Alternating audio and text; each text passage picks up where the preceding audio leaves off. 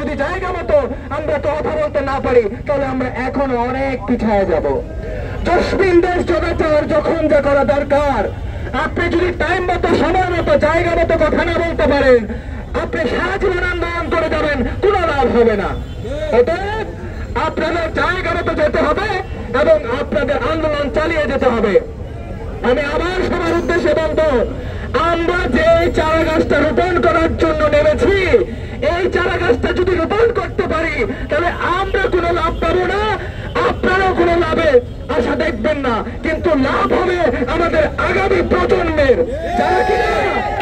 যারা কিনা বলতে পারবে যে আমাদের দাদারা, আমার বাবারা, আমার মারা এবং আমরা হিন্দু সমাজ এবং আমাদের বাকি সংখ্যালঘু সবাই মিলে একত্র হয়ে যেই চারা গাছটা রোপণ করেছি, এটার প্রেক্ষাপটে আমরা এখন স্বাধীনভাবে জীবন যাপন করতে পারছি। অতএব আমরা যদি আবার ডাক দেই, যে যেখান থেকে থাকেন, যে যেখানে থাকেন না কেন, সবাই একসাথে এক চিন্তা নিয়ে সবাই আবার আমাদের সাথে থাকবেন। আগামী 26, 27, 28 তারিখ বৃহস্পতিবার, শুক্রবার, শনিবার আমরা কর্মসূচি ডাক দিয়েছি। শাহবাগে জাদুঘরের সামনে আমরা প্রথম অবস্থান করব, ওই শাহবাগে আমরা অবস্থান করে কর্মসূচি পালন করব।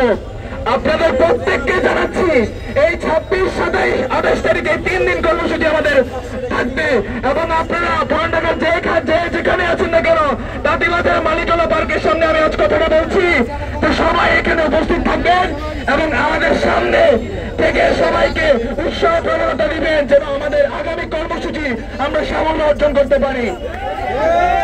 এবং আমি আরেকটা কথা বলবো যে আপনারা যদি ভেবে যান তাহলে কিন্তু আর কোনো কাজ হবে না।